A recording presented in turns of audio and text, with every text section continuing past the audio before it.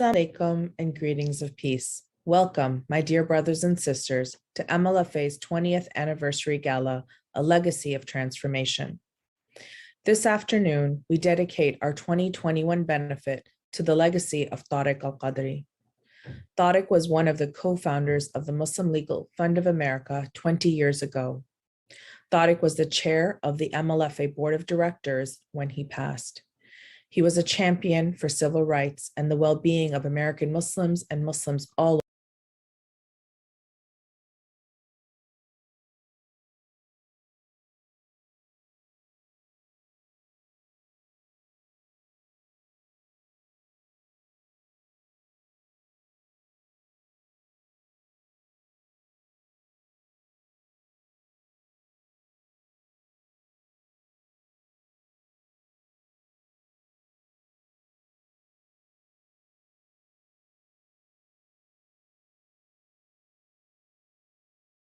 Assalamu alaikum and greetings of peace. Welcome, my dear brothers and sisters, to MLFA's 20th anniversary gala, A Legacy of Transformation.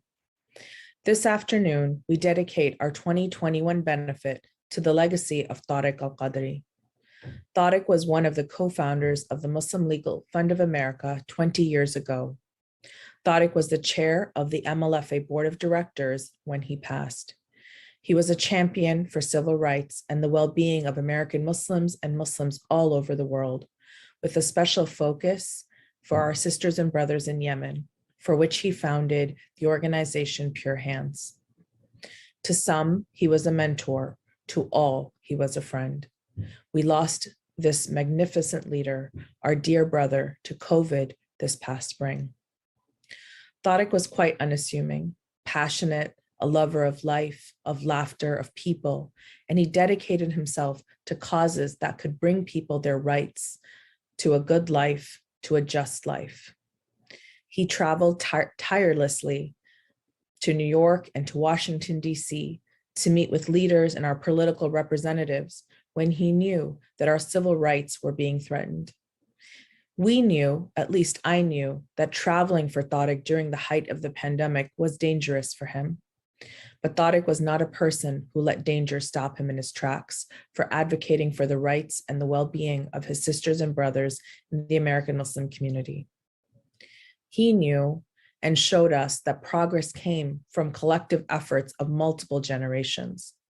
There was not one voice that he would not pause to hear or to learn from.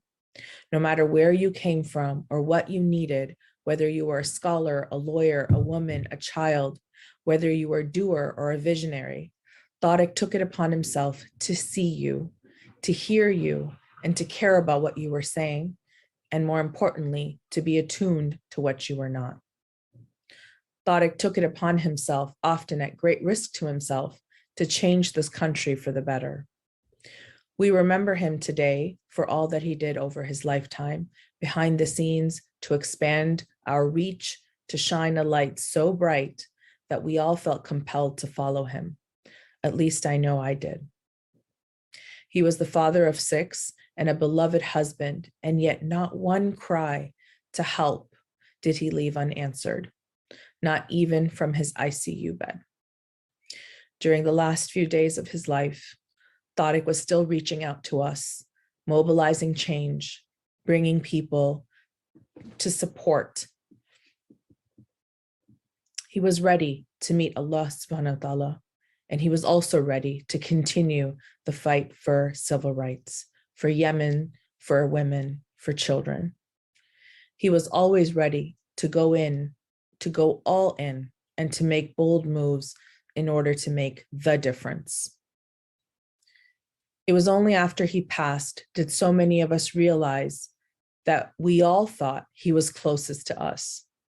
He checked in with so many of us from different parts of his life almost every single day. Today, we are here as a testament to the life that he lived, to the risks that he took, to the numerous lives that he lifted with his own life. Tarek changed me, and I'm certain that many of us here today, including our board of directors, our staff, our partners, our grantees, our consultants, could testify to the outstanding partner he was and how he worked until his very last breath to establish precedent-setting civil rights due to American Muslims and due to any American citizen. Tarek was a champion for justice, for equality, for freedom, and for service. And the lesson he wanted to leave us today was that we could all do something. And in doing something, no matter how big or how small, when coupled with a sincere heart and good intentions, transcends beyond this life. What risks are you willing to take? What will you commit to today in his honor? At MLFA, we will continue to honor his life through our mission to advance equality and justice for all. We have endowed a scholarship in his name with the Islamic Scholarship Fund for social justice, for law, for media, and for journalism. You will hear from our first recipient a little later in our program. Until we meet again, Tarek, I hope you are proud of the transformation of MLFA. Today, we are ready to thrive. Today, we can stand behind every dollar we have received and spent towards amplifying our mission. Today, we celebrate the mission of MLFA, which has fought to defend the civil rights and liberties of American Muslims across the nation, in the courtrooms, and in our communities. With the continued support of our peers and our allies, our contributors, we have risen to the challenge again and again, for ours is not a caravan of despair. Instead, as Tarek was, it is an upward spiral towards hope. We are called to rise above the hardships and the challenges that we continue to face, to overcome and to help America live up to the promise to all its citizens. Thank you, Tarek, for entrusting all of us with this mission and leaving such a great legacy for us to follow. I am Arshia Ali Khan, Interim CEO of the Muslim Legal Fund of America, and I welcome you once again today to our 20th anniversary gala, A Legacy of Transformation, a Legacy of Transcendence in honor of our late brother, Tarek Al-Kadri. Without further ado, I'd like to welcome the man who does not need much of an introduction, Dr. Hatem Bazian, current interim chair of the Muslim Legal Fund of America's Board of Directors, for his opening remarks. Thank you.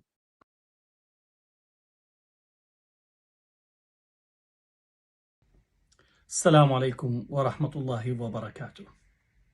It's a pleasure to be with you today in both celebrating a 20th anniversary of the Muslim Legal Fund of America, but also to account for the legacy of transformation, legacy and contribution of individuals who have seen what has transpired post 9/11 for the Muslim community in America and dedicated themselves to defending the fundamental rights, the fundamental constitutional rights of Muslims in America. I'm Dr. Hatem Bazian. I'm the acting chair of the MLFA, and I'm speaking to you on the 20th anniversary of the establishment of MLFA. But more importantly, also to speak of the legacy of our dear brother Tarek. Tarek was the chairman of the board, but more importantly, he was one of the founders of MLFA. Just to speak and understand who Tarek was, you could not actually speak of the various institutions, various Muslim institutions in America over the past 20 plus years, at least in terms of MLFA, but all the institutions that we speak of in the United States, from MLFA to CARE, to American Muslims for Palestine, to the Islamophobia Studies Center, to the various mosques and projects in Dallas, Texas, but all across the United States. But more importantly, also his contribution in being on the board and also a founding member of the Pure Hands, the charity that has responded to the calamities and the suffering of our brothers and sisters in Yemen. Really, it is a very difficult moment to think that our brother Tarek is not with us, but I know that his contribution, his impact is a living and continuous legacy for all of us. The Prophet ﷺ said that a child of Adam who dies but leaves behind him three things, really truly those are the things that are of impact in terms of legacy. One is a righteous child that will give dua on his behalf. And I'm sure that Tariq's children will continue to uphold his legacy and continue to offer du'as on his behalf. An ongoing charity, sadaqatun jariyah. And I would speak from direct knowledge and testimony that our brother Tarek have left tremendous ongoing charity. Most importantly, the charity right now that has been set up by MLFA, a scholarship that bears his name, which continues to focus on social justice. And lastly, ilmun yuntafa'u bihi, a useful knowledge. And for many projects in the United States, Tarek have contributed to knowledge production, to supporting those who are engaged in knowledge production.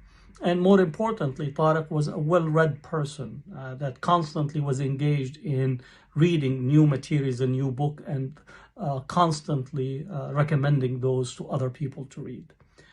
So MLFA, by continuing the legacy that has been started, the work and the contribution, the transformation that we are experiencing in relations to the work, every time that we speak of it, Tarek's footprint and impact is there. But let's just be very clear what MLFA is about. The Muslim Legal Fund of America defended Muslims at a time where everyone was running away.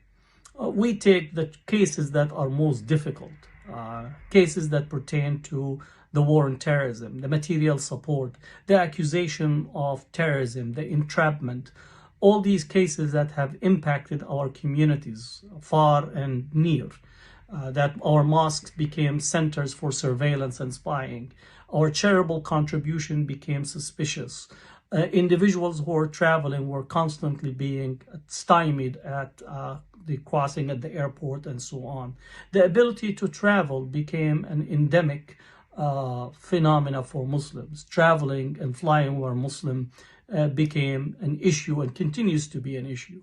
So MLFA is dedicated to continue on the path of defending the constitutional rights of Muslims, in particular as it crossroads with these notions of the war on terrorism, which have entangled many of our brothers and sisters over the past 20 years. So as we celebrate the bittersweet victory of our institution, building institution is really monumental. As we celebrate 20 years, we continue to look forward to possibly 10, 20 additional years of an institution that has been built with sweat, blood, and tears of individuals that have risen to the task of defending the constitutional rights of Muslims in the United States. What I would ask all of you is to renew your trust, renew your relationship with MLFA, but more importantly, contribute to our success narrative.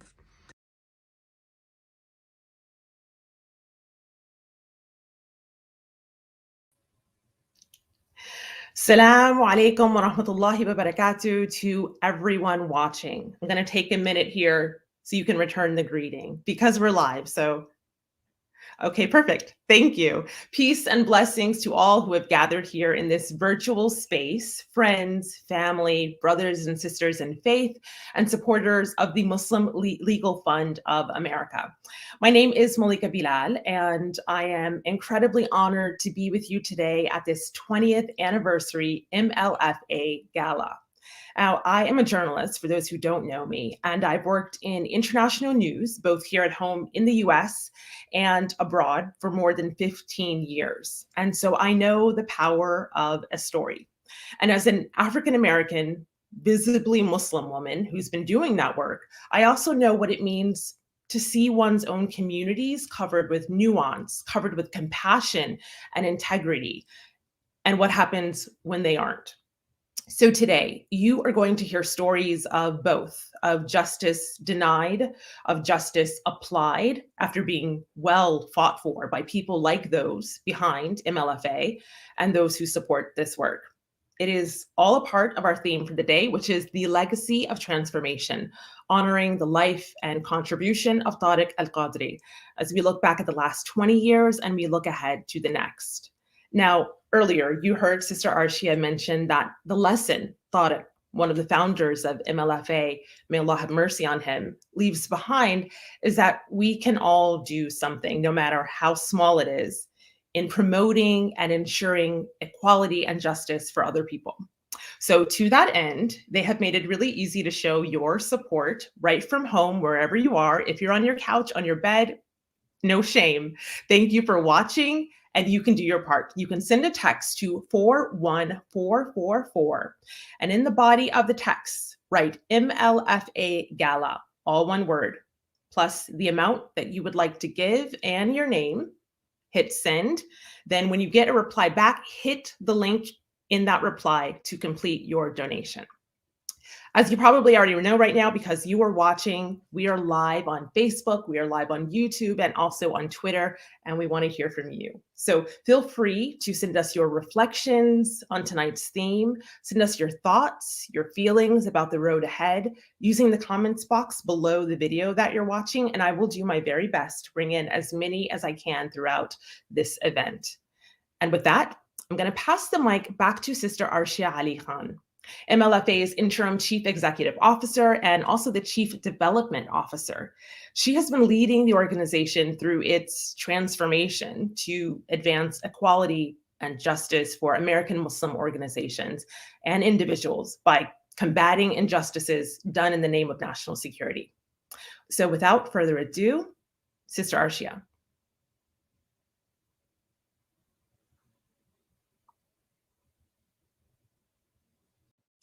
In this segment, I will share with you MLFA's mission impact. We've called 2021 our year of transformation, and this is why. Our mission, once again, is to advance equality and justice for Muslim organizations and individuals by promoting legal compliance and protecting their rights in matters concerning national security law. We focus on 3 areas of work: our legal through litigation, our education through thought leadership, and our training and assessment through our nonprofit governance and risk compliance program. For the past 20 years, we have been focusing on building legal power for Muslims throughout the United States of America. For the first 14 years of our organization, we were doing case funding. In 2014, we established the Constitutional Law Center for Muslims in America. And for the next 3 years, we will focus our strategic priorities are to strengthen and protect the Muslim nonprofit community, to prevent unwarranted indictment of American Muslim individuals and organizations, and to increase reach and effect of impact litigation. As I was saying, in 2014, we established the CLCMA, the Constitutional Law Center for Muslims in America. Our 14 years taught us that providing legal support for Muslim leaders and community organizations and beyond was expansive and time-consuming. This institutional model with CLCMA allowed us to increase our impact and decrease our cost, therefore increasing our efficiency overall. The Constitutional Law Center for Muslims in America focuses on legal defense to empower American Muslims. In 2021, this year, we launched our partnership with the Lilly School of Philanthropy and the Muslim Philanthropy Initiative. And our focus here is to build and expand our institutional transformation for Muslim nonprofits throughout our nation.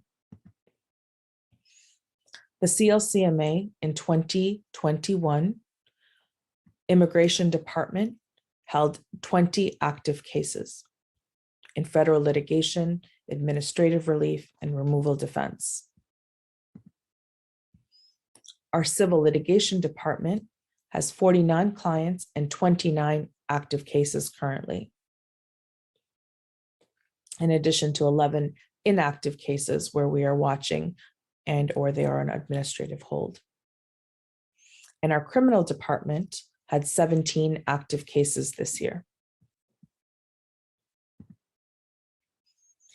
In 2021, we launched the Ihsan Standard to promote leadership excellence and community-based nonprofit development.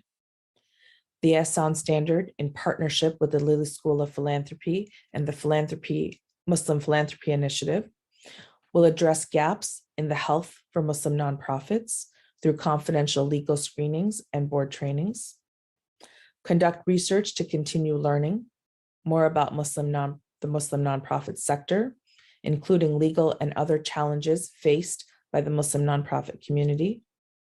We will educate Muslim American community about best practice in nonprofits. We will foster collaboration amongst Muslim nonprofits and legal providers. We will focus on reshaping public discourse and public policies. We will promote social change and strategically create a new narrative.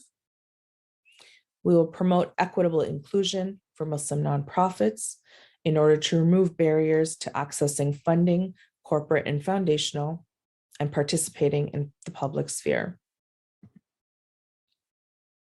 How will we benefit Muslim nonprofits? We will understand the gaps and the opportunities. We will avoid government and public scrutiny. We will ensure transparency for our donors and funding community, which we believe will lead to increased funding opportunities. And we are hoping to partner with the Better Business Bureau or other organizations to develop our own seal of excellence, hence moving the American Muslim nonprofit community towards setting our own standards of excellence. How else have we transformed in 2021? We made paradigm shifts. We were proud and we were a grassroots organization for 20 years, but we recognized that it was time for us to shift our practice, especially with the advent of COVID, to an institutional model supported by strong systems and standards to advance our mission. We are positioned as a national leader to go beyond the grassroots base, but never lose our foundation or our strength within our community.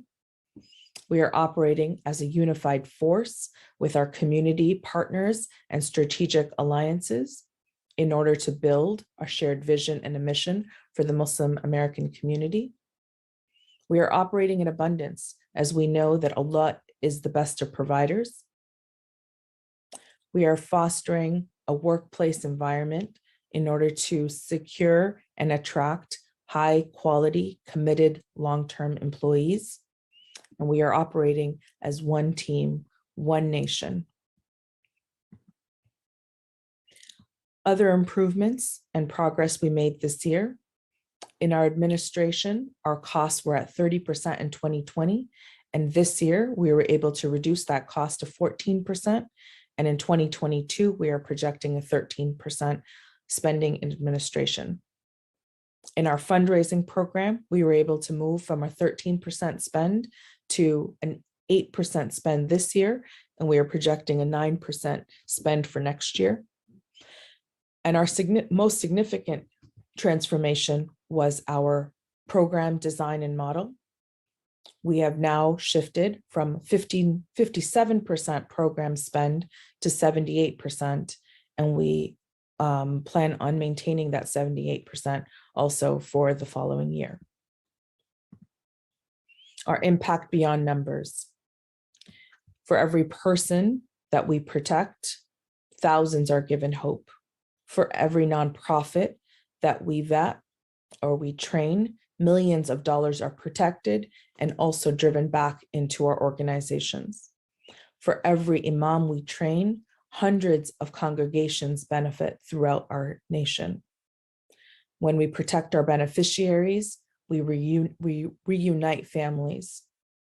When we create a strong legal opinion, we create good law, and we set precedents in the courtroom. And for every victory we have, we change the narrative for Muslims in America. I now would like to turn your attention to a personal testimony from Abdurrahman O'Day, who was the fifth defendant of the Holy Land Foundation. Over the last 20 years, MLFA has witnessed great triumph and great tragedy. Abdurrahman O'Day was prosecuted as a terrorist for doing humanitarian work in Palestine and around the world. Please help me welcome our dear brother Abdurrahman O'Day, who will be sharing his personal testimony of faith and endurance after serving 12 years in jail as a political prisoner.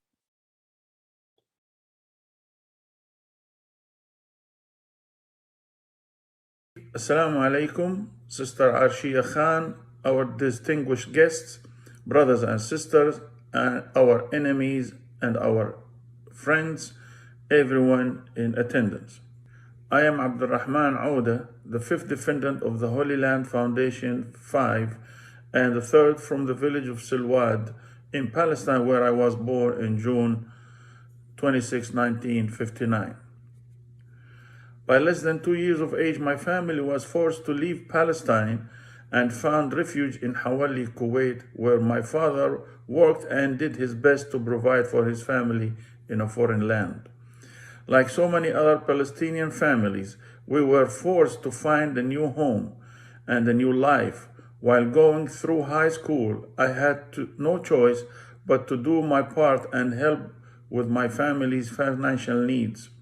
For the same reason, I had to delay my college education for 6 years. In 1982, I came to the United States to follow my dreams, receiving a bachelor's degree in computer science from Montclair State College in New Jersey. I was a happy, dedicated family man with one daughter and 2 sons who I enjoyed raising, protecting, and providing for. But I realized around the world there were and still are children deprived of those basic human rights like a family or safe home. This led me to open the first satellite office of the Holy Land Foundation in Paris, New Jersey, 1990. The purpose of the Holy Land Foundation for Relief and Development was to provide humanitarian aid to Palestinians living in the West Bank, Gaza, Lebanon, Jordan, and extending a helping hand to all mankind. The HLF was a dream come true. It was the means through which we were able to repair some of the damages that the occupation of Palestine was causing. We felt that by providing food, health care, education, orphan and handicapped children sponsoring the Holy Land Foundation was the most rewarding volunteer work that I have ever done. Actually, my life was divided between my work with the Holy Land Foundation and my family. Over the years, I have also represented the Holy Land Foundation in many United Nations events in the United States and in various countries around the Middle East. In December 2001, my heart was saddened by the Holy Land Foundation being prematurely persecuted and prosecuted by Executive Order 13224 signed by President George W. Bush. After the mistrial in 2007, we thought we got justice and even celebrated the verdict with the community. But by 2008, a bitterness was in the air as we were preparing for our second trial, which felt unjustly fabricated. Unexpectedly, 3 days after deliberation, the unjust conviction had the first shocking impact on my heart. The second shock on my heart was in May 2009, when we were given draconian sentences of 15, 20, and 65 years in high security federal jails. After all that adversity, I firmly believe, and I want you to trust me in believing, we are all innocent. With all the humanitarian aid in extending a helping hand to all mankind, I thought I would appear on CNN as a hero. Unfortunately, I was on CNN but accused of terrorist charges. Imagine, after all the aid provided and doing your best to set a good example, they turn your good to evil, and all of a sudden, you are an example of threat to national security.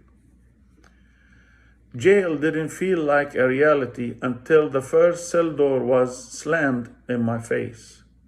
My cell was next to Shukri Baker, who was starting his 65-year sentence. Neither of us could sleep. We stood behind the rusty doors of our cells, talking for 3 days, painfully with no sleep, about what would happen to our families and how they would live without us. We talked about all the orphans, the needy students, the needy families, the hospitals, and the clinics that depended on us and what we would do when we got out. The reason I believed my family would be okay was the same reason I held on and knew I would get through it. That hope was and will always be Allah Almighty. The stories of our prophets in the Quran reminded me that I wasn't the first and won't be the last to be tested. Through these strenuous times, it was a big comfort to me knowing that the Muslim Legal Fund of America was on the outside still fighting for us and other Muslims in need. Furthermore, I knew they would never give up and they would never let me down. The MLFA is dedicated to defending constitutional rights of Muslims in America, along with advancing equality and justice. They stood by us in appealing to the Fifth Circuit Court and bringing the case to the Supreme Court. They proved to be an institution that stands by their mission statement and never gives up the fight for justice. In celebrating the 20 years of MLFA and honoring the legacy of MLFA's late board chair members, Tarek Al-Kadri was one of the founders of the MLFA and one of the biggest supporters as he was for the Holy Land Foundation. He was always there for court days during the HLF trials and important meetings. He always did his best for me and the HLF-5. He called me a couple days after my release to pay me a visit, but he was in New York at that time to help raise funds for Yemen relief. Unfortunately, he came back sick, and due to my home confinement, I wasn't able to visit my dear beloved brother. May Allah have mercy on his soul. Even now, we come together in his memory for a good cause. The MLFA and the community will continue to strive for justice and do our best to make Tarek proud. Together, hand in hand, as a united Muslim community, trusting in Allah's help, let us embark on the boat of MLFA and protect our communities from the flood of Islamophobia without giving up. We in the MLFA will make it our responsibility to harness the natural and human resources of our people for their total advancement in all spheres of human endeavor. And we will make it our duty to bring justice and freedom to our political cases and prisoners. I pray to Allah that our efforts together with the MLFA can make my dream of helping Shukri and the rest of the HLF-5s come true. Ameen. May Allah bless you all. May Allah bless our community. Wassalamu alaikum wa rahmatullahi wa barakatuh. I mean, powerful words from Brother Abdurrahman Ode. I want to jump into our chat here as a reminder for those of you who are watching us, joining us on Facebook, on Twitter, on YouTube. You can use the chat box to share your reflections, your thoughts, what comes up for you as you're watching these reflections, and share them with us. And I will bring in as many as I can throughout the event today. Here's one from Sister Linda Sarsour, who is a former MLFA guest speaker. She writes, "May Allah bless our community with many more Tariqs in our future generations. Ameen." And I'll add to that, with many more who are doing the work of Abdurrahman Ode. I want to share now a case study in why this work is so crucial. So 20 years after 9/11, the US military detention center in Guantanamo Bay, Cuba is still a reality. So many people have likely forgotten that it exists, that this prison camp is still there, and they've likely forgotten that the US is still detaining 39 Muslim men, many of whom have never been charged with a crime. So our next speaker knows intimately and unfortunately tragically why we must remember these facts. Mohamedou Ould Slahi's memoir and a subsequent film entitled The Mauritanian, which if you haven't had a chance to watch it, I urge you to do so. It is fantastic, it is gripping, it is heartbreaking. They all detail the 14 years that he spent without charge in Guantanamo Bay. So here, with Sister Arshia Ali Khan, is Mohamedou telling his story. Have a look.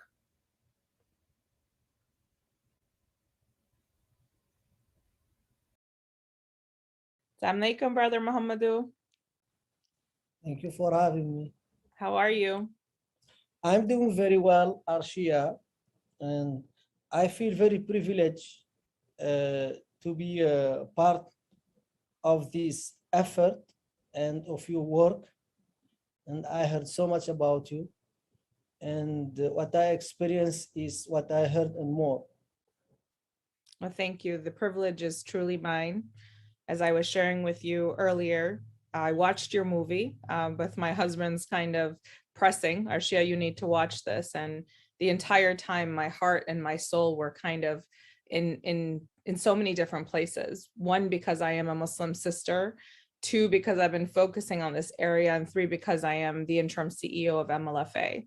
And I felt like Allah is telling me I need to bring, and I said to him, I need to find who this person is, and I need to understand what he experienced, because what I need to do in the world is tell his story.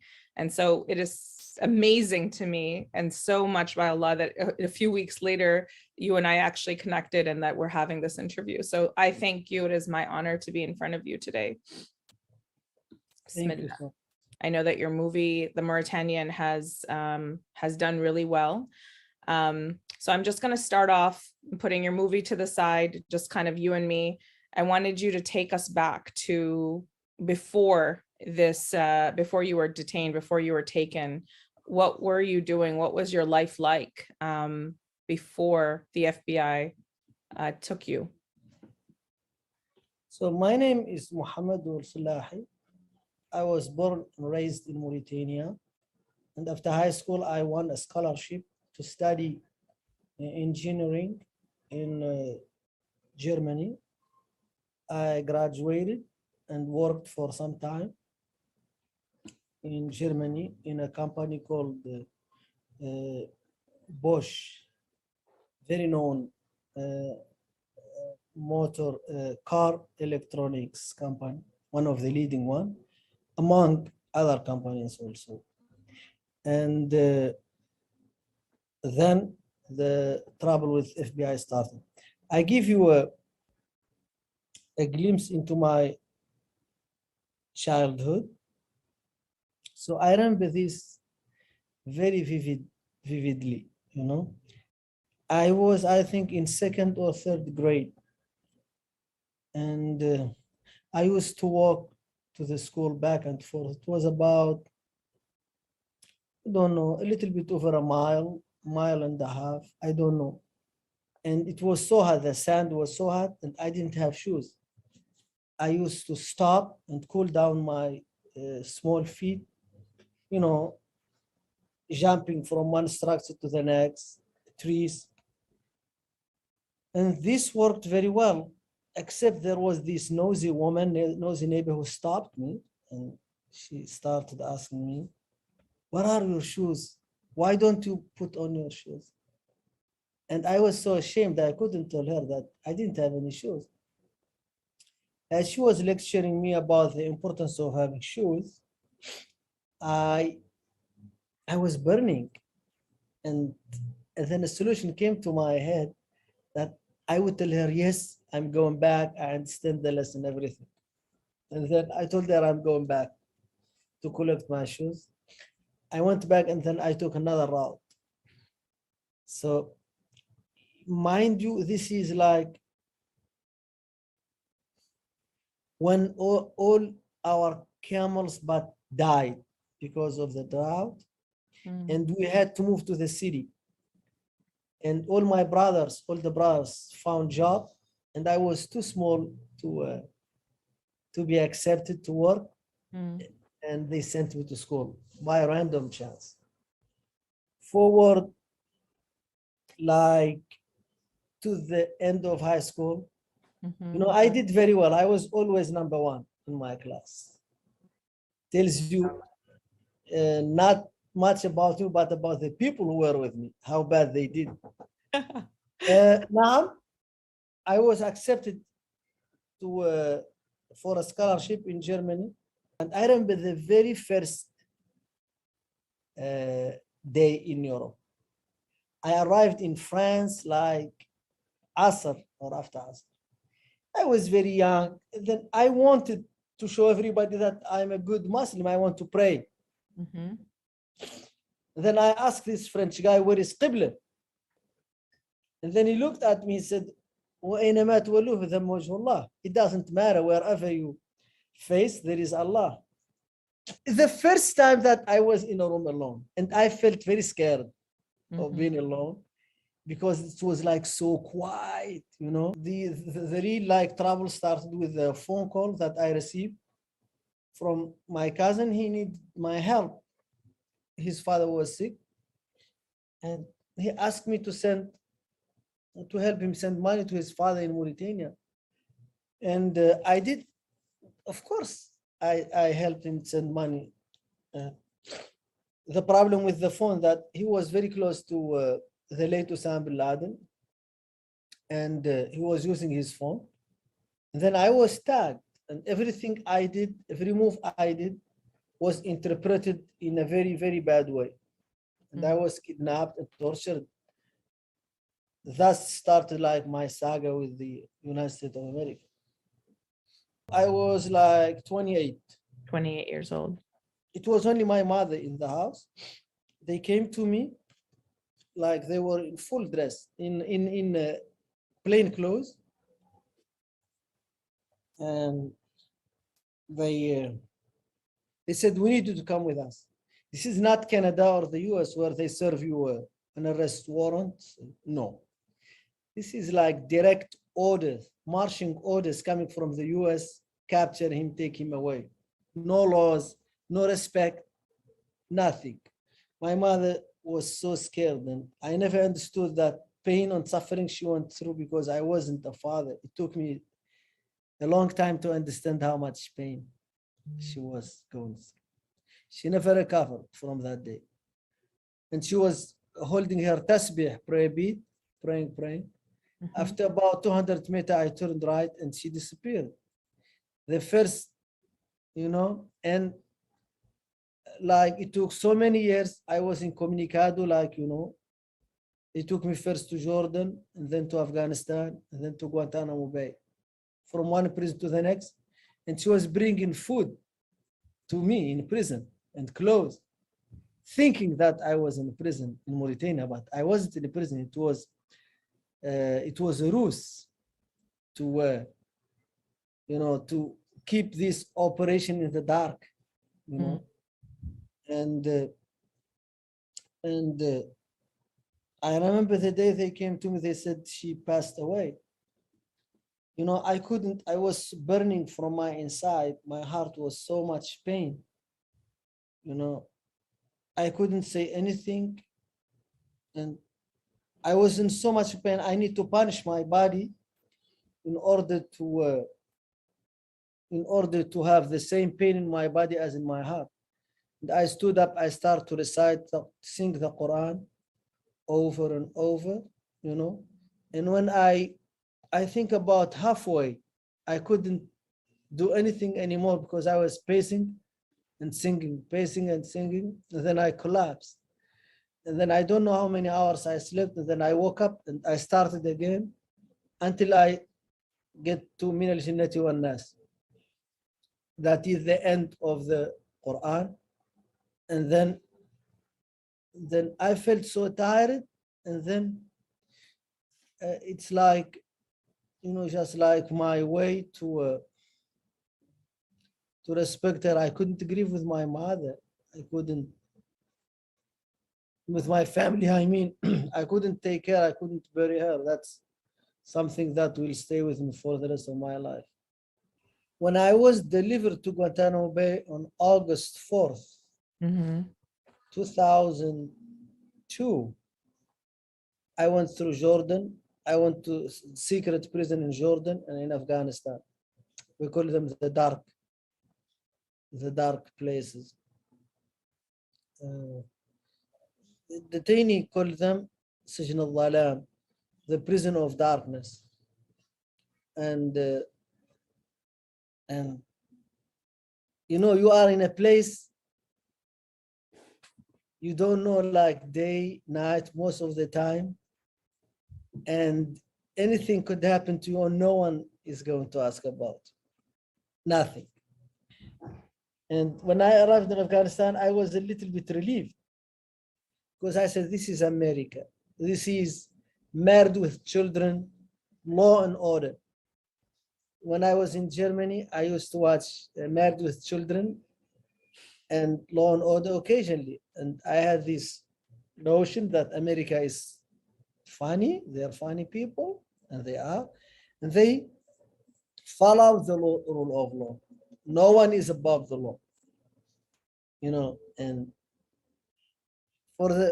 so I was like very happy. I said, I cooperate with you, whatever. This is me, my name. This is where I studied. You understand, this is a big mistake. That's it. And then I went on with this like 4 months. They said, that's not what we want to hear. I said, what do you want to hear? He said, we want you to tell us your involvement. They kept saying, like, I remember these like notions. Involvement, the bad people, cutting it, striking a deal.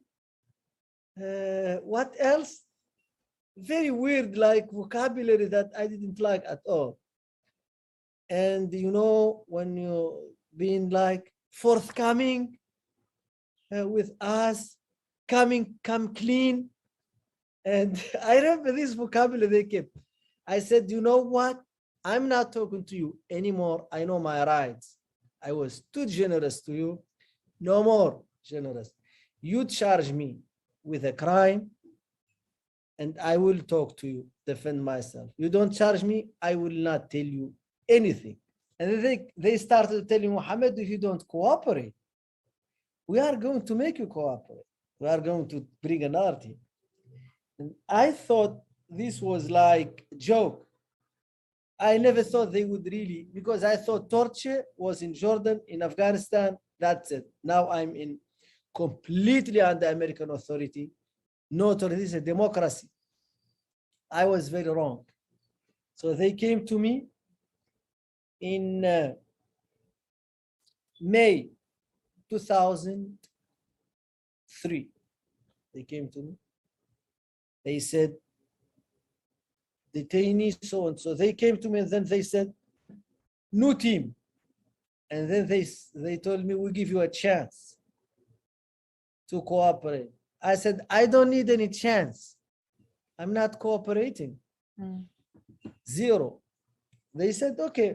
And then they started the torture program. First, they took me to India block. 70 days. 70 days. Arshia, no sleep. This all sounds like a lie. But 70 days. Interrogation, humiliation, sexual assault, beating, deafening music, strip me naked, put me in the cold room. And a lot of people don't understand cold room. Cold room killed at least a detainee we know of. Gul Rahman died in that cold room. But I tell you, the big game changer, Richard Zuli, who is a Chicago cop, he was the leader of the team. He came to me one day and he handed me a letter. He said they would kidnap my mother and put her in men-only prison. They will continue holding her until I talk. They will not guarantee her safety. And I was ready to do everything and to sign everything. And you would think they will stop the torture. No. I kept like talking, pouring, writing. Everyone they ask me about, I say, bad person, Al-Qaeda. And then I wrote a confession, and they helped me write the confession. They said, like Charlie, First Sergeant Charlie, one of the interrogators said, you could have planned to attack CN Tower. I never heard of CN Tower, by the way. I told him yes. He said, could you tell us the plan? And I told him a complete fictitious plan. Because this was so good for me, because I was in Canada, the time and the place, they could put me there, everything is good. They could do sign it, I signed the confession. And subhanAllah, this confession was the undoing of their investigation. They started to dig up. When they looked, they found that nothing made sense in my case. Because I couldn't did any of what they did, I do. It's impossible. And then the FBI told them the same thing. The CIA, all the like big people, they said, he didn't do this. He didn't do any of what you said. Actually, there is no proof he did anything. The people were kidnapped. They never like report about the suffering of the families. You know, the families are being like shunned, being terrorized, being interrogated by the government. You know, and it's just so much pain for the families. And my family was told, if they tell anyone about me or about my life or about my letters, they will never get any letters from me, and I will never be released. So they need to be everything in silence. What do you want the American Muslim community to know, to understand, and to learn from what you've gone through? So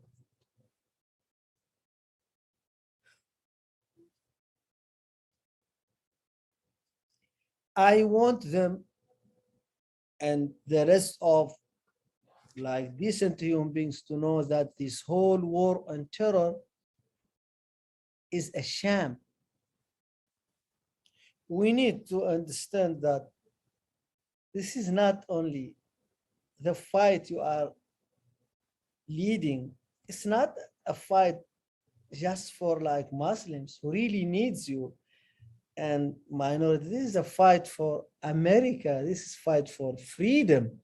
This is fight for humanity, because you could be, yesterday was the Jewish people. And today it's like Black people and Muslims. Yes. But the target are humanity, you know, human beings, you know. And if you don't understand this, if we always think, oh, this is only Muslim. No. It's not about Muslim. This is about human beings. This is about the erosion of democratic rules, you know. And if you feel in a democracy afraid, knowing that you didn't do anything wrong, that is a sign that you are not anymore in a democracy. You are not free.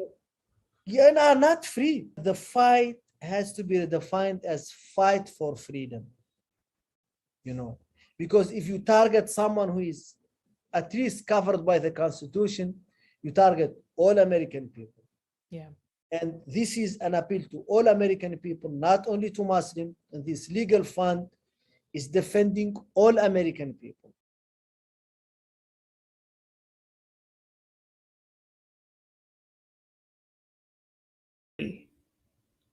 We are not free. Those words are haunting, and they will stick with me, as I'm sure they'll stick with you, as will Muhammad's story. Thank you so much for having to relive that story, Muhammadu.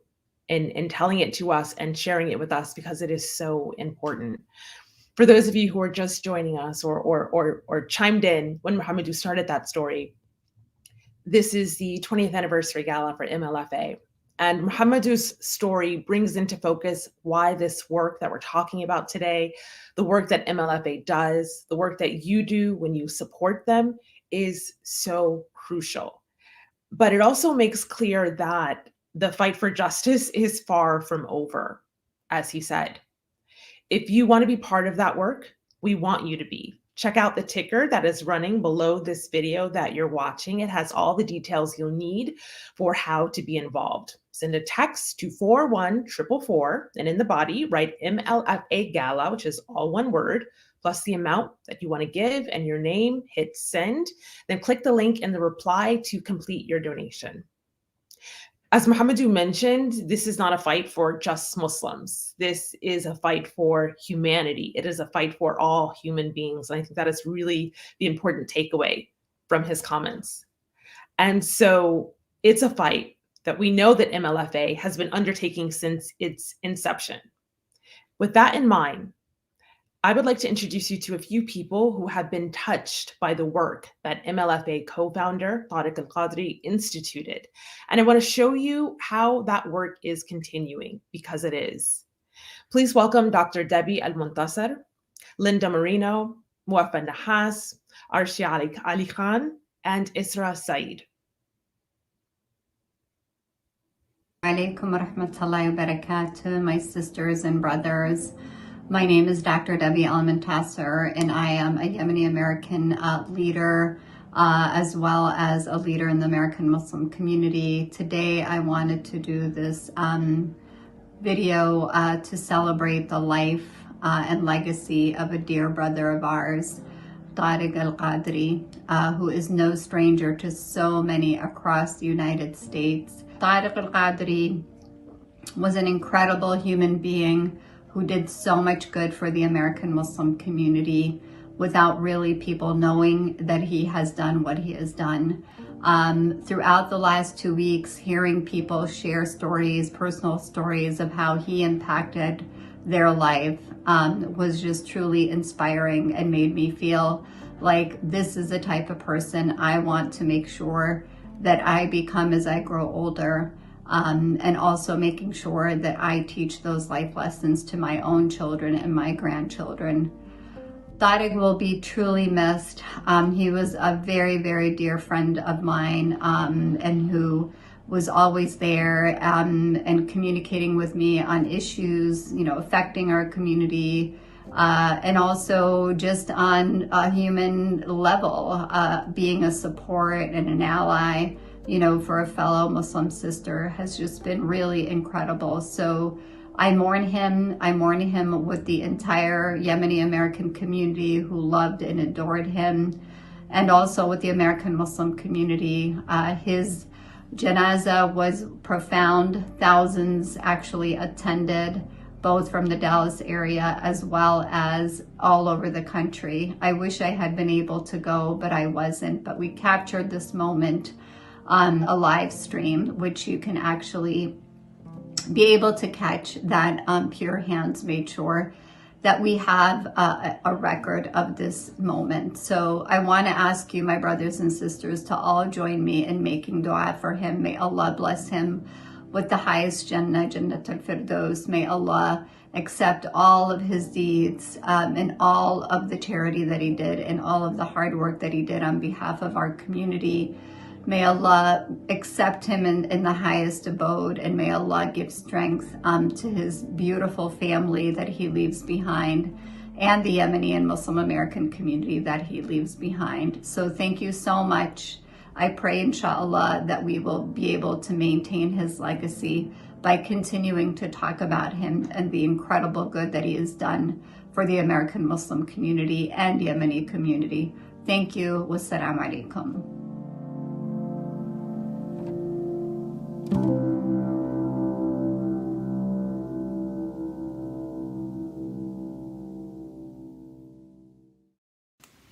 Hello everyone, my name is Linda Marino and I'm of counsel to CLCMA, and it's my privilege to add my voice to those who honor the great Tarek Al-Kadri.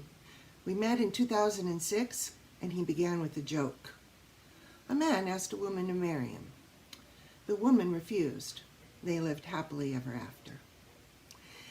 Humor was a powerful tool in Tarek's arsenal, along with compassion.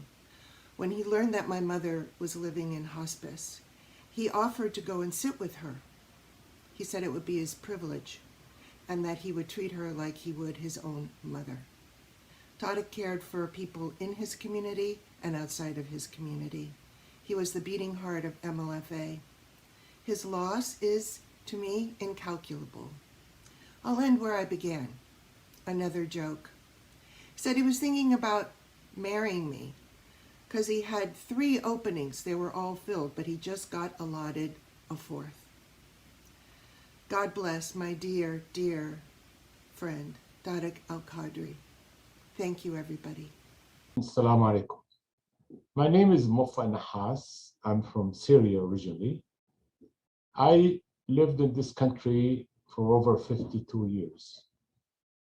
As we went through the development of our community and the growth of our community, we realized as a leadership that we have to have organizations that defend our right. We started CARE DFW chapter, and after a few years, we started Muslim Legal Fund of America to defend our national security, our immigration status, and our all legal aspect of our community. We realized that we need a strong organization to defend our rights against all the odds that we all immigrant facing. So from here, the Muslim Legal Fund of America's idea started. And 20 years has passed. We went through the good and the bad, the achievement and the failure. For this year, we have lost, we are hit with a great tragedy, and we lost our dear friend, our chairman, our heart, our soul, Tarek Al-Kadri. Tarek Al-Kadri lived his life serving other people. He sacrificed himself to do good in this life. He always thinking about establishing justice for the oppressed, and he spent his life doing so. In fact, he lost his life doing that same thing. He was going to New York, the heart of the epidemic, to defend his Yemeni brother and sister, and to carry their cause into the larger community, into the world, actually. So it was a big tragedy and big loss. However, the ambition and of Tarek is to have this strong organization that could fight for our right. So to carry his mission, to champion his cause, we are promising that we will continue the road into establishing a strong, viable Muslim Legal Fund of America, and we need your help to do so. So please join me into supporting Muslim Legal Fund of America, and I thank you.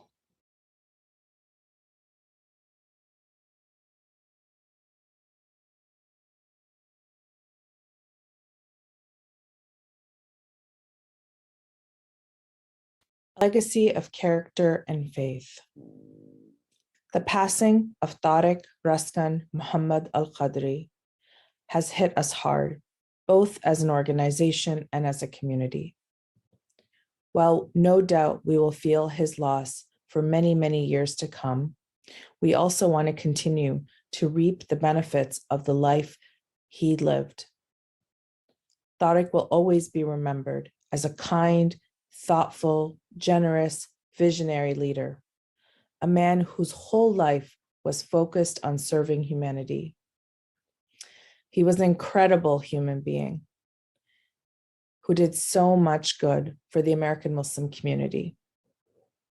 But he did it quietly, without self-importance, and without any great fanfare.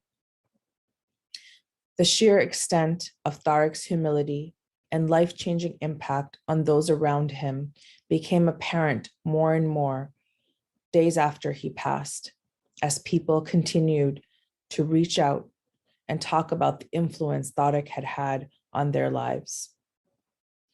In honor of this impact that Tarek had on so many lives, we at MLFA have endowed a scholarship in his name to help raise another generation of leaders. This scholarship is called the Tarek Al-Kadri Social Justice Leadership Scholarship and was granted to Isra Saeed in July of 2021 in partnership with the Islamic Scholarship Fund. Now, a few words from Isra Saeed. Assalamu alaikum. My name is Isra Saeed and I'm the current recipient of the Tarek Al-Kadri Social Justice Scholarship from the Muslim Legal Fund of America. I'm very honored to have received this generous scholarship and deeply appreciate the support from the Muslim Legal Fund of America and the Islamic Scholarship Fund. I'm currently a third-year law student at Yale Law School, where I have worked on issues concerning immigration, national security, racial justice, and more. Next year, I will be in Houston, Texas, clerking on the Southern District of Texas. As a public interest law student, this scholarship has been an incredible help in pursuing my legal career. I hope to utilize my education to support marginalized and vulnerable communities with kindness, similarly to Tarek Al-Kadri. Thank you so much for your support. Congratulations, Isra. We wish you the very best in your endeavors. For those of you who are watching, use the chat box to send your congratulations to Isra. Let her know why this matters, why you care, and show her the support that she's going to need. We pray the road ahead is smooth for you ever after. Now, as a reminder, you can also share your thoughts on today's reflections in that chat box, and I'll do my best to bring up as many as I can during today's event. And you'll also notice the ticker. So this is just a little housekeeping. I mentioned the ticker that's running on the video below.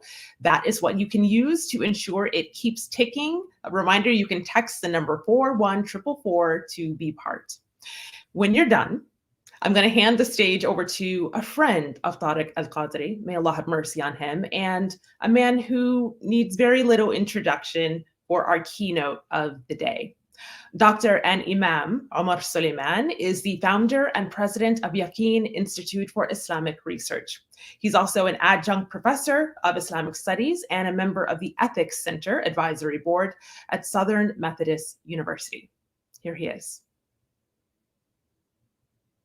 Assalamu alaikum wa rahmatullahi wa barakatuh, my dear brothers and sisters. First and foremost, I want to congratulate the Muslim Legal Fund of America on its banquet. I pray that it's a successful one, inshallah ta'ala. And I am deeply pleased to see a man that is being honored that would not allow us to sufficiently honor him when he was alive. And that is my dear friend and brother, Tarek Al-Kadri. Tarek is a member of the family. Tarek is a brother like no other. Tarek, rahimahullah ta'ala, represents really the ideal person that you would want to have in your community. And that is a person who embodies faith in a way that makes him selfless, and selflessness in a way that activates him towards service.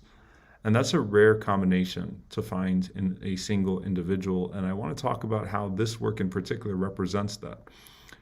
It is very easy for people to not be invested in causes that don't immediately impact them. You know, Allah has blessed me to be a part of the founding of two organizations, the first one being Marino, Muslims Understanding and Helping with Special Education Needs. And many people do not find any relationship to the cause of Muhsin unless they directly are impacted by having a family member, a child, or someone else with special needs. And it's very rare to find people that take interest in that cause that are not directly impacted by it.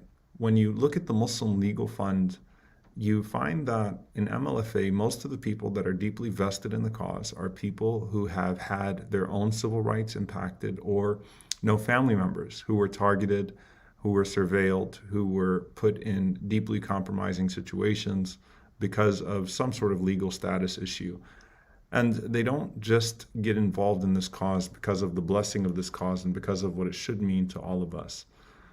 Tarek, rahimahullah ta'ala, is someone that could have walked away from multiple causes, but instead he embraced those causes, the causes that were near to him by birth and by way of exposure, and the causes that were not so near to him by way of exposure, but instead due to the voluntary goodness that he showed. So you find a person like Tarek, rahimahullah ta'ala, involved in pure hands in fundraising for Yemen and in sponsoring so many people in his home country of Yemen. But you also find him taking on this cause, a cause of numerous political prisoners that have been erased in the Muslim community and erased in society as a whole. And you find him rising to the occasion to champion this cause of MLFA as if it was his own children that have been impacted by the wrongdoings that MLFA seeks to rectify in our society. And that's deeply inspiring. There's something that's extremely beautiful about that. And I want to talk about his personality and how that relates to this. You know, subhanAllah, you find that the Prophet ﷺ mentions the witnessing of a people for a person when they pass away. There was a famous incident in which a janazah passed by the Prophet ﷺ, and the Prophet ﷺ was with his companions, and his companions started to say good things about that person. And the Prophet ﷺ said, wajabat, wajabat, wajabat. It has become mandatory, it has become mandatory, it has become mandatory. And another janazah passed by, and the Sahaba started to mention some of the harm of that person. And the Prophet ﷺ said, wajabat, wajabat, wajabat. It has become mandatory, it has become mandatory, it has become mandatory. And when they asked the Prophet ﷺ about that, he said that as for the first person, when you testify to that person's good, wajabat lahul jannah, paradise became mandatory for that person. And as for the second person, when you mentioned the harm and the wrongdoing, the oppression of that person, the tyranny of that person on earth, wajabat lahun nar, hellfire became mandatory for that person.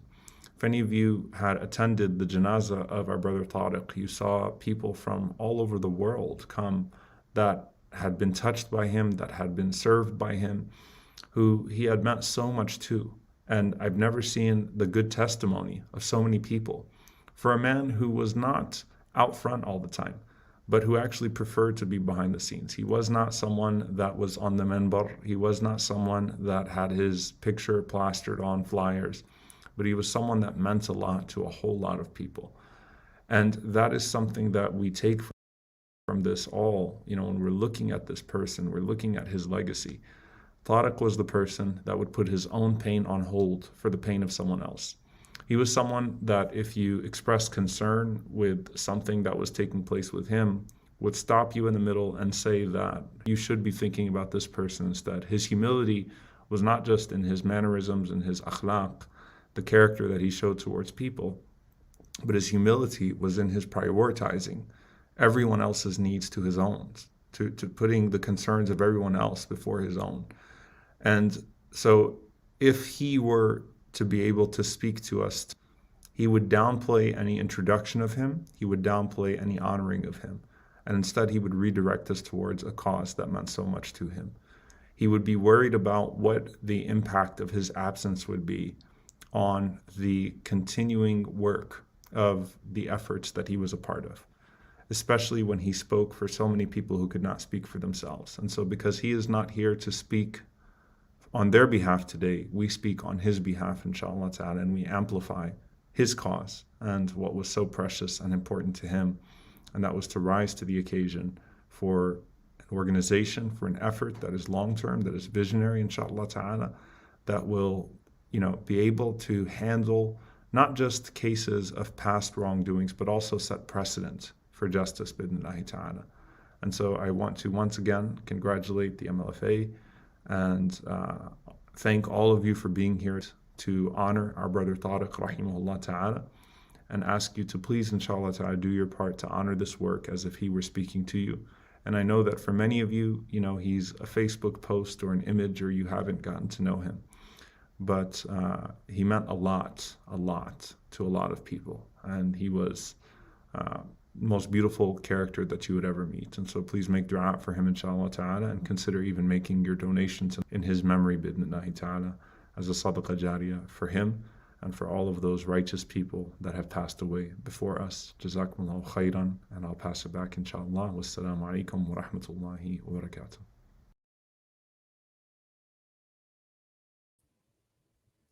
Thank you for those beautiful words, Imam Ahmad. They are powerful and they are a good reminder. And I'll add an Ameen to all of them. Now, I want to introduce now someone else to you, Brother Ayman Aishat.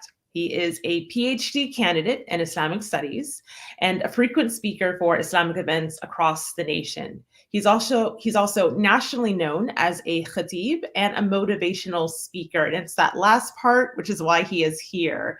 He is the perfect person to motivate you to channel what this gala has inspired in you so far into action. So, Brother Ayman, take it away.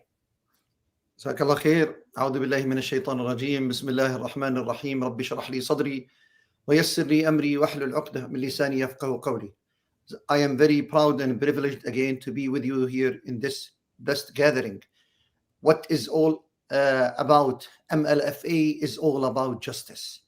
Justice, which is really the direct command from Allah subhanahu wa ta'ala to each and every one of you, and to me and every single board member, founder, employee, and everybody who support this mission of MLFA. Justice is the direct command of Allah, as he mentioned. All you who believe, uphold justice firmly, as Allah mentioned that in the Quran. Ya ayyuhalladhina amanu kunu qawwamina bil qist. Justice is Allah subhanahu wa ta'ala chose it to be his attribute, al-adl. It is the merit that Allah subhanahu wa ta'ala tells us. Inna Allah yuhibbul muqsitin. Allah loves those who practice justice. And this is a great reminder why we all need to work on justice. Allah mentioned the whole purpose of sending the messengers and sending the books is to establish justice, as he mentioned in Surah Al-Hadid. لَقَدْ أَرْسَلْنَا رُسُولَنَا بِالْبَيِّنَاتِ وَأَنزَلْنَا مَعَهُمُ الْكِتَابَ وَالْمِيزَانَ لِيَقُومَ النَّاسُ بِالْقِسْطِ. Justice, this is the work of MLFA. The purpose that we exist is simply because we saw it working before. America is based on these very beautiful, godly, driven, good attributes of freedom, equality, and justice for all. But unfortunately, as we have known before, every minority had to suffer injustice, discrimination, harassment, intimidation before us. And the only and best practical way for them is to gather together, establish their legal defense team, and push injustice away from their communities. All other minorities did it before us. We are doing it. We have seen the great results. You have seen the impact on the innocent Muslim families being dismantled, the breadwinner fathers being locked up in prisons unfairly and unjustly. That by itself should be a good motivation why you need to be here, why you need to dedicate a good portion annually from your hard-earned money to the Muslim Legal Fund of America work, the work that has big impact to reduce hardship on Muslims. The average cost for these hard-winning, complicated cases is between $300,000 to $500,000. Who in the world, in Muslim American families, have that much money to spare for a case probably he could win or not? That became a mandatory, that became a burden, that became part of the beautiful, inspiring hadith of Prophet Muhammad ﷺ when he is telling us, من فرج عن مسلم كربة من كرب الدنيا فرج الله عنه بها كربة من كرب يوم القيامة. Prophet Muhammad ﷺ teach us in the meaning, and this directly pours into the mission and hard work of MLFA. Whoever is a hardship of a Muslim brother or a sister here in this life, Allah will ease a hardship for him or for her in the hereafter. Just imagine this hard work, the money that you earn when you give a zakat or a sadaqah. For this work, you are impacting the work of many Muslim organizations and individuals who have been harassed, intimidated, their rights have been violated, and their liberties have been jeopardized. The prosecution work that we do, the litigation, that we go against the prosecution of the Muslim communities and organizations have seen great results. The Nur Salman case, Dr. Osama Abu Rasheed case, the many other cases, the 6 flying imam case, and we continue to win cases to reduce hardship, to make sure Muslims are here to live as equal as just like any other American. We are here to stay, and we are here not to be a second-class citizen whatsoever. We have rights. We have the guts to go for these legal fights and win these cases. We have done it before. We just did some recently, and we need to continue and even to rise to a higher level of impact. Your donation today will make that impact bigger. Your donation, look at this, our target is $150,000.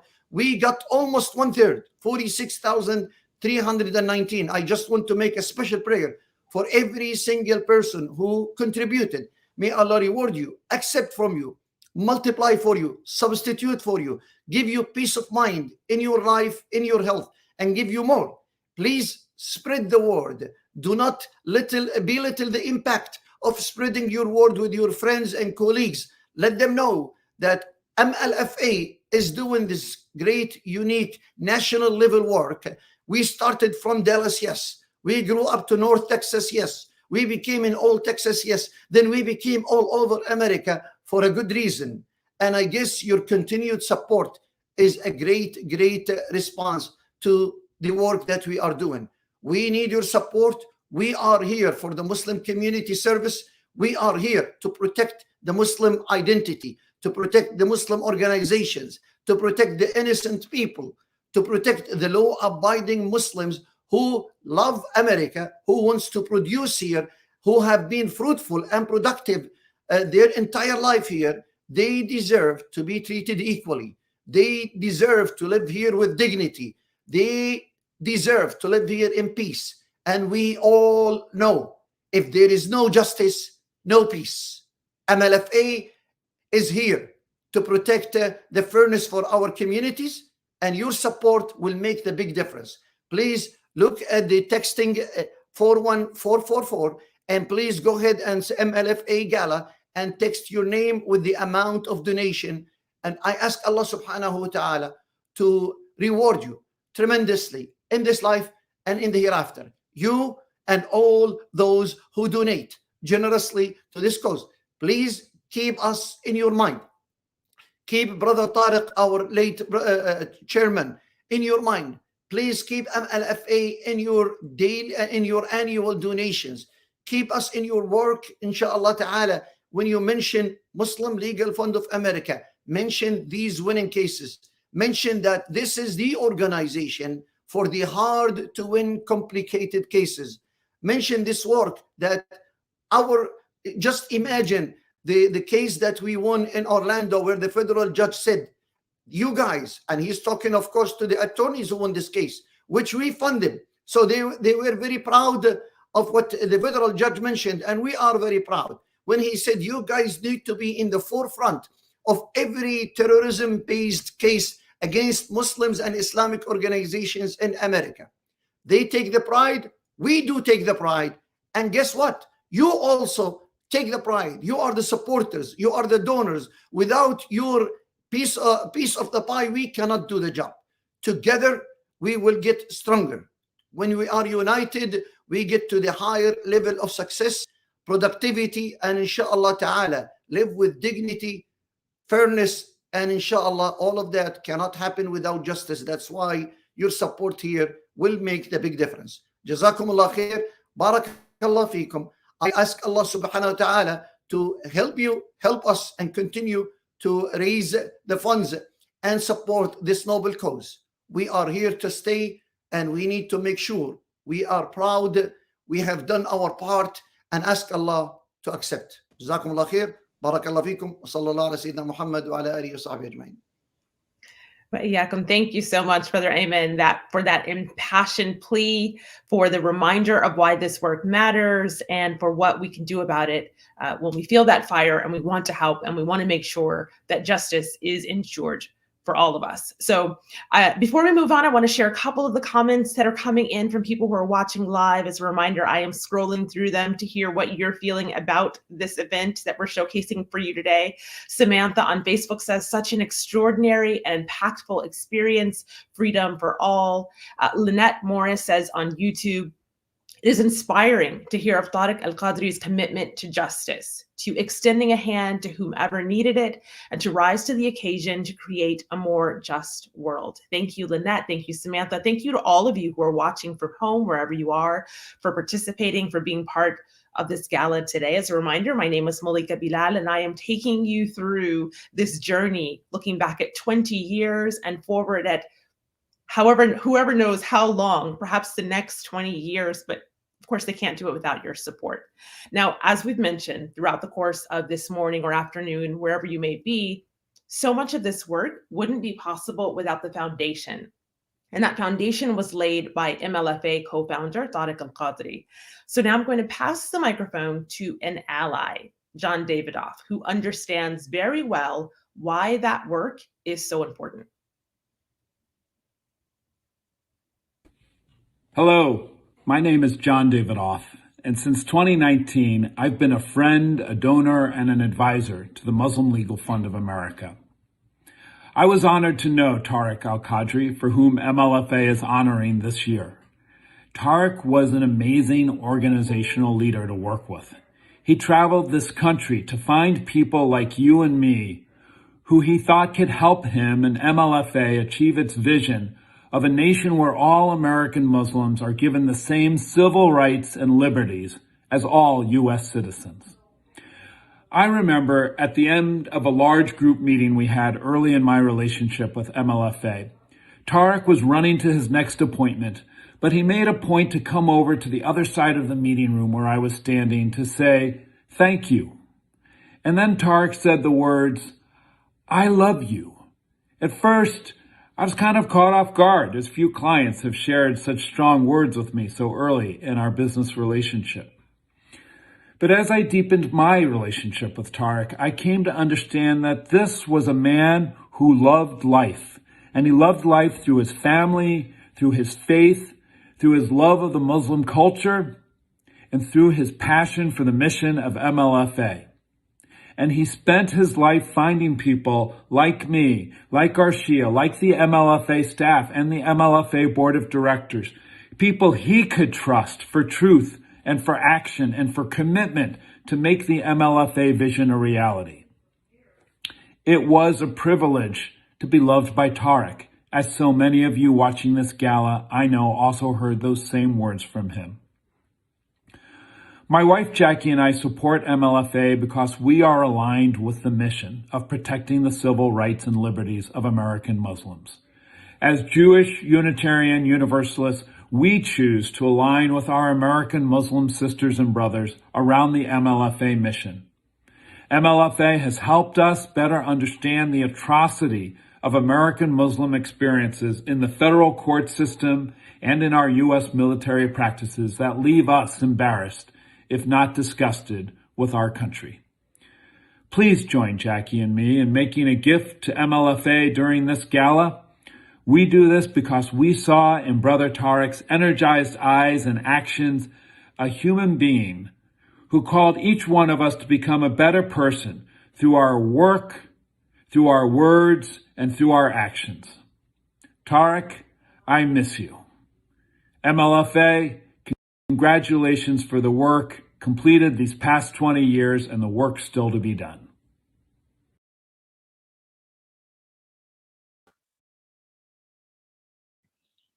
Thank you.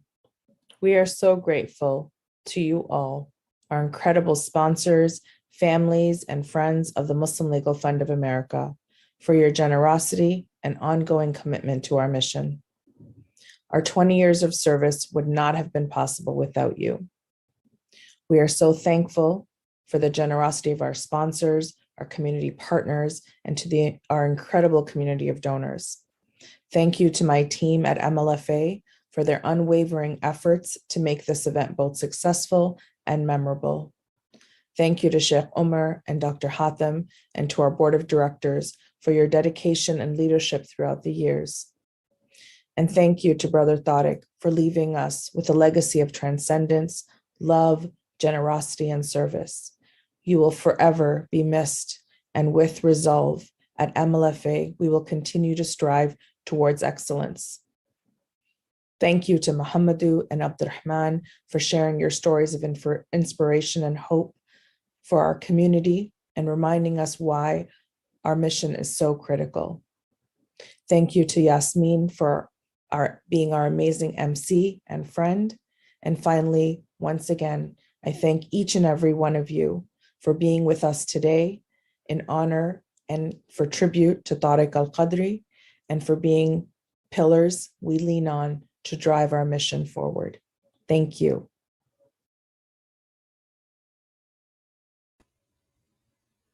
I'm going to reiterate that thank you that Arshia gave. Thank you so much to those of you who have joined us throughout the course of this gala. I also want to remind you, if it's not clear, that Tarek Al-Kadri was what many would call a Renaissance man. I didn't have the opportunity to meet him, but I feel like I know him because of the stories that I've heard over the course of my research for this gala, the stories I've heard of his work and the work that I have actually seen with my own hands that MLFA is doing. So in addition to MLFA, Tarek Al-Kadri also co-founded an organization called Pure Hands, and guests can continue commemorating his legacy by attending the Pure Hands dinner on January 9th in Dallas, Texas. Of course, if you are in Texas, this will be a little bit easier at 6 p.m. Central Time. You can visit purehands.org/DFW for more information. And of course, if you're a little bit hungry, this is the one for you. It's a gala dinner. So do check that out for more information. I want to thank you all for joining us to celebrate and reflect on these past 20 years of work that MLFA has done, and to continue and remain looking ahead towards the road ahead at what's to come. Thank you for watching. Thank you for donating. Thank you for keeping me company in the comments. I want to encourage you to keep that support coming. And whether that is by donating, whether that is by volunteering your time, or if it's just sharing this video, sharing the work that you heard about today with others, all of it is welcome. You can keep in the know with everything that's happening by heading to the website MLFA.org, where you can also sign up for the mailing list. With that, I'm going to end with a few words that will be familiar to many of you who do this work within the Muslim faith tradition. A reminder from chapter 7 of the Quran, verse 181. Bismillah ar-Rahman ar-Rahim. And among those we created is a community which guides by truth and thereby establishes justice. So as we close out and we get back to the rest of our days, may we all continue the God-ordained prophetic legacy of guiding by truth and establishing justice wherever we are. Assalamu alaikum wa rahmatullahi wa barakatuh.